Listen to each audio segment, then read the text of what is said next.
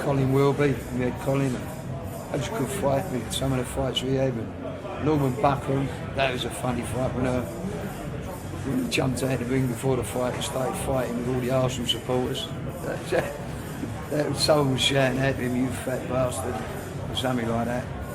He's standing in the corner, he took his robe off and decided to jump out of the ring and jump in the middle of all these fighters. And all these Arsenal boys that started having a punch up with a lot of them. That was before the fight even started. You know, we've had to jump in, stop the fight. Norman, get back in the ring. Did he still fight after? Yeah, then he knocked the other guy out and that punched the other guy up the balls. The other guy, he punched him, so he's gone over. And then we've had to get him out of the ring. That was a crazy night. I think unlicensed boxing had a bad name. I think that unlicensed boxing is pulling itself out of that doldrum, if you like. I mean, the days back in the 70s and the 80s when you've got these great big fat guys and, you know, let's all fight for the Governor Championship, etc. And to an extent that's still going on. But more and more unlicensed fights, they tend to have a younger type of fighter. You've got kids almost, 20 years, 25 years old going in there and doing it. You've got people that are almost on the top of the game doing it. People that they haven't got the time to go down the amateur route and certainly don't want to go to the professional route. And so they're taking more appearance, you know, pride over their appearance, they're making themselves fitter. And I think that with the shows themselves being run in a much better light and much more professionally handled, the whole thing, I think, has come out of that bad. You know, there is one or two shows about and fights that still happen and things that aren't regulated properly. But as long as the doctor's there, as long as you've got a good ref in there, as long as you've got good judges in there, and as just as important, you've got a good crowd, you've got a good fight. I wouldn't say it as a bad name. No, I wouldn't say it as a bad name. I'd say since that Guy Ritchie came along and made that Snatch film, you know, that probably didn't do it any favours. So people think there's a lot of gambling going on and, you know, people throwing fights. But it's not like that. I think unlicensed boxing can get, you know, like youngsters off the street. You know, they're not fucking about with the gear or the drugs or whatever.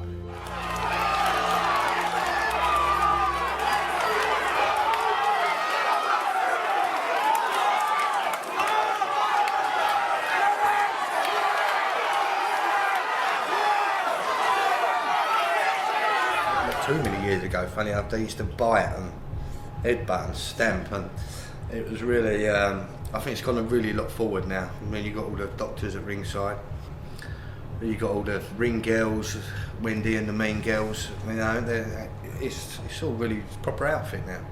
Well, it used to be the ferocity of the fights. There used to be hardly any rules, but now, like, this last 2 years, like, it's more Queensbury. But I think people still come because they still know the reputation that it used to have, fucking stamping on the heads and all that sort of thing. But it's not allowed these days. When it was, I started about 3 years ago, two and a half years ago. Yeah, about 3. It was still a bit naughty then. I've jumped over a few people's heads in there, but they wouldn't allow it now. Totally get disqualified straight away.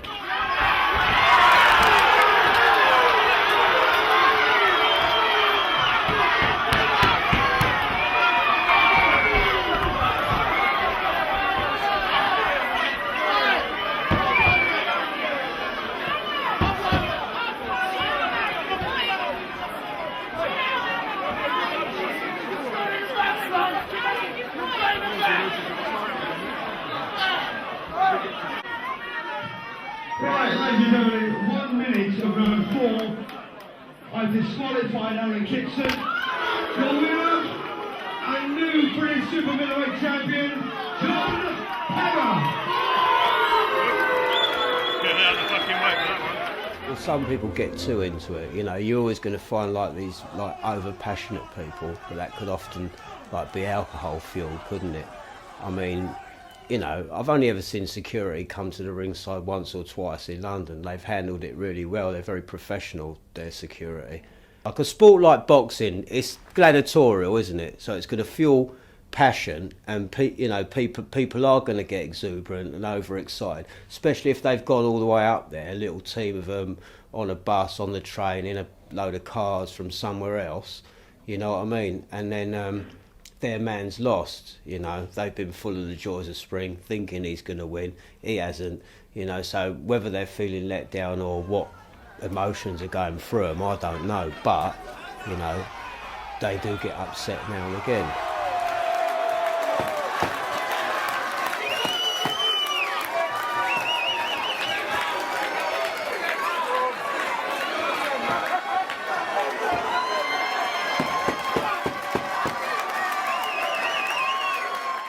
I've had an awful lot of criticism from a lot of people about unlicensed boxing. All I would say is, before they can talk about it, they've got to see it. And 9 times out of 10, they simply haven't.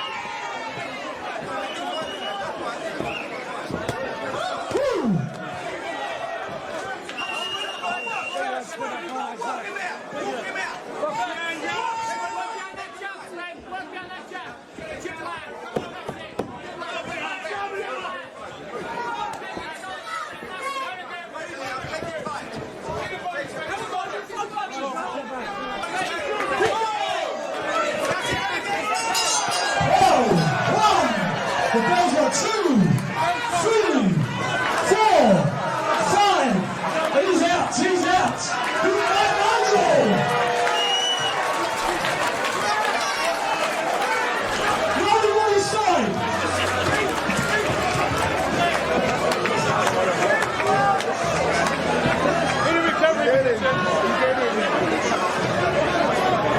This man called Kevin, Dave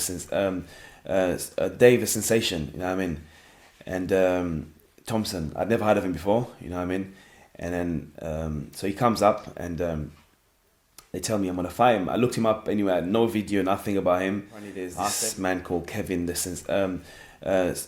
Sensation, you know what I mean, and Thompson. I'd never heard of him before, you know what I mean, and then so he comes up and they tell me I'm gonna fight him. I looked him up anyway, I had no video, nothing about him.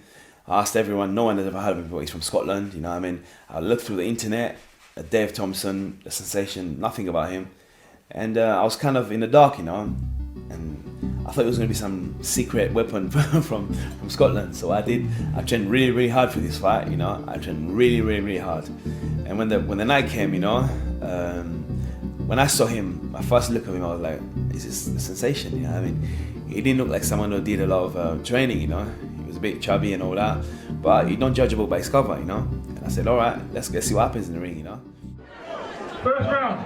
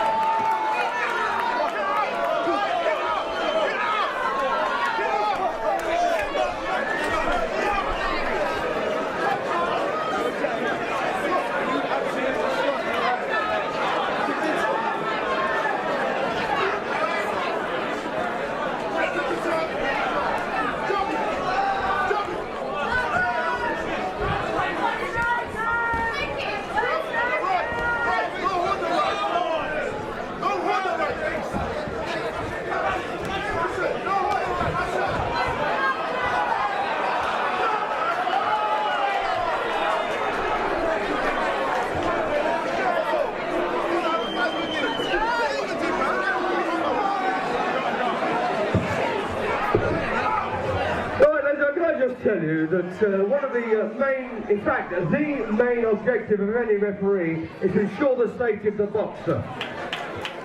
I mean, that was embarrassing. I mean, he told the promoter he'd box for the Commonwealth Games and this and that, and he just didn't really try. I mean, I'd be embarrassed to fight someone like that. It doesn't make Joe Katz look good. He puts a lot of hard work in. It doesn't make him look good. No, you get all different sorts of fights. You get a couple of handbag fights, maybe. Tell us, what's a handbag fight? Well, a handbag fight's where the boys, they can throw punches, but they're used to throwing punches in crowds. So you ain't got to worry about hitting no one, because if you're in a crowd, you just throw punches and you hit them. No. If you were saying to me, on average, how many fights do I think would be good? I would say out of 15, 12, 13. And you'll have two funny fights. And the two funny fights could be that the two fellas are just two different kind of boxers, and they just can't seem to hit each other. Round one.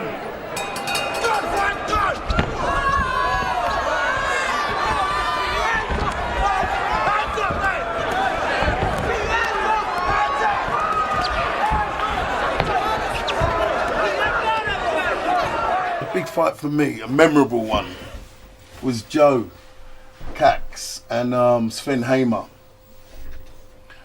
That was really memorable, and you know, I was proud of Sven, because no matter what Joe done, he was hitting Sven with all his best shots, but Sven just kept coming forward. He was the governor, the title I do hold now, so I've probably been the governor for 10 years, and no one had beaten him. And he does his record of knocking people out and all that. He's an ex-pro with quite a good record, and big stocky fella, you know. And I trained for him and I was ready, so I was ready to go the distance with him, you know what I mean. The fight was quite a challenge, to be honest. We did 5-3 minutes, you know what I mean. He didn't expect me to be what I was, you know what I mean, because when the bell went off, I caught him a few punches, I shook him, you know. And he was very, very unprepared.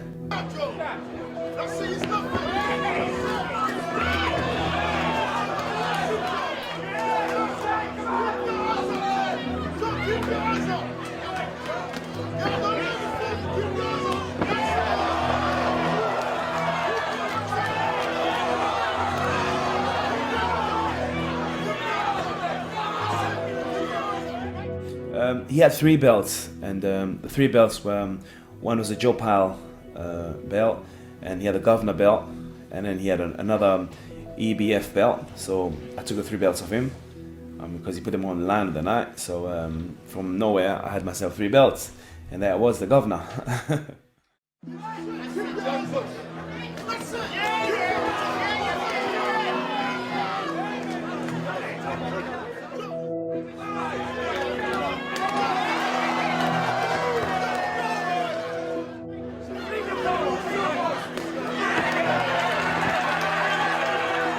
Being the governor, you kind of inherit the bad boy underground title that these tough men did hold back in the day.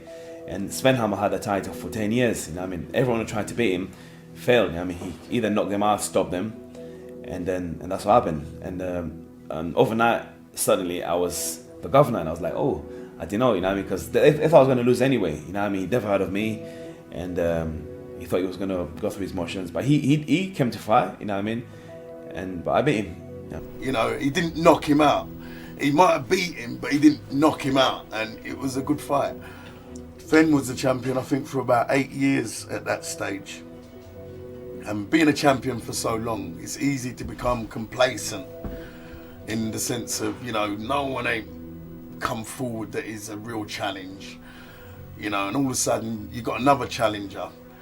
And, you know, you just ain't turned your switch on completely. You know, you've only given it sort of like 50, 60% of what you should have done. If you'd sort of like, I don't know, trained to his usual standard of training, he could have easier beat Joe. I went to a pro show and there was, I'm not going to name names, but there was 2 well-known black heavyweights fighting each other, ex-South Centre in London, and believe me, I ran out of the place. I felt like going to see the promoter saying to him, right, I'll tell you, I can have my money back. You know what I mean, you robbed me, absolutely died. And you know, and I've been to shows like what we have, and the entertainment's been absolutely fantastic from two boys who never boxed before, you know, but stood toe to toe and had a proper punch up, you know. But then you're talking about the skills, you know, when we had Floyd Abbott boxing. Floyd Abbott, you know, ex-British champion, ex-European champion, fought John Molina for the world title.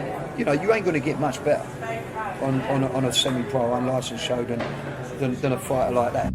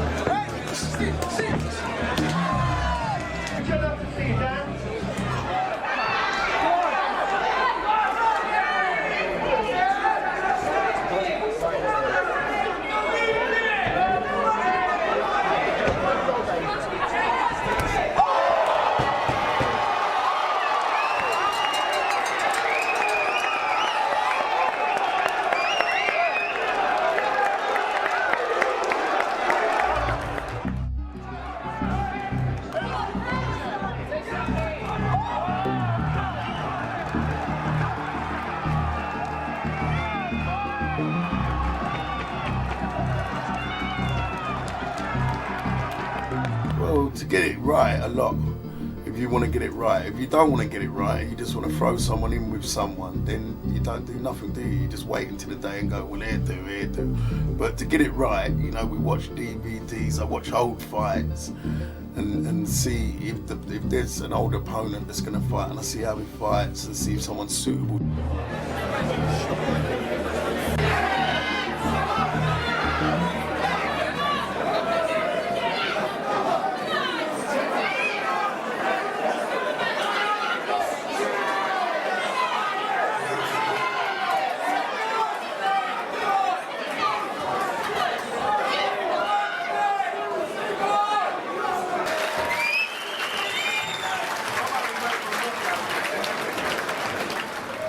The fighters that actually perform here come from all over the place. We've got them from Wales, we've got them from the South Coast. We've had them from. We've got a guy who came down from Aberdeen today.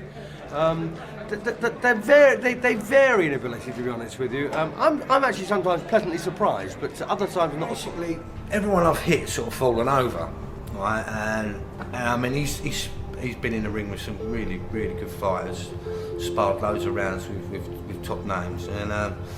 He just basically, you know, he messed me about, he was laughing at me, telling me I couldn't hit, and you know what I mean, just doing old tricks what an old pro does, you know. And a lot of the time I was falling for it, but you know, he was trying to draw me in, to lure me in to a false sense of security, and I wasn't having any of that. I sort of boxed clever, I boxed smart. I was very disappointed that I couldn't treat the fans to a knockout, because I sold the most tickets there, and I really wanted to look, you know, good, but I won at the end of the day, and that's all I could do, you know.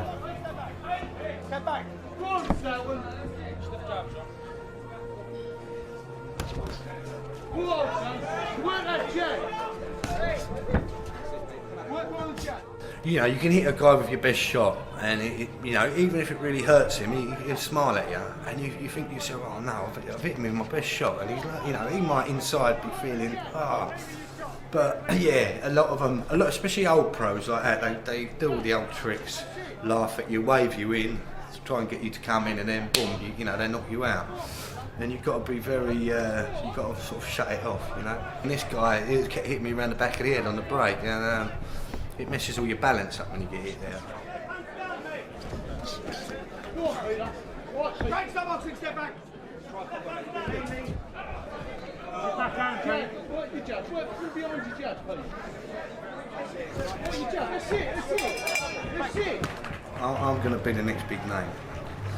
I've got the heavyweight title coming up next, vacated by Colin Wilby. I'll have three different titles at two different weights. I'll be the super cruiserweight champion and the heavyweight champion. No one's ever done that. And I'm going to defend that for the next 5 years and be unbeaten. And I'm going to give it back a new glitz to it all. Everything to the judge. That's it. again. Work the jab. That's it. Go on, Taylor. Just do your thing. Do your thing. That's it. Come on.